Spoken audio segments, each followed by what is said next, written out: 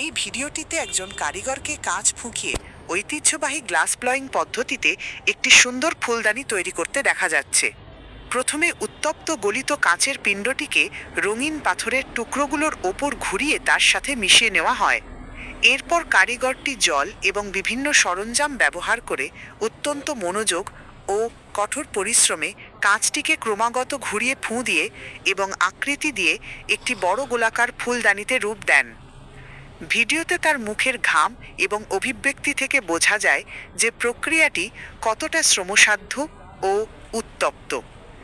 শেষ পর্যন্ত উজ্জ্বল হলুদ রঙের বেস এবং নীল সবুজ ও বাদামি রঙের মিশ্রণে তৈরি দাগযুক্ত নকশা সম্বলিত একটি চমৎকার ফুলদানি তৈরি হয়, যা একটি ঘরের সাজসজ্জায় রাখা হয়।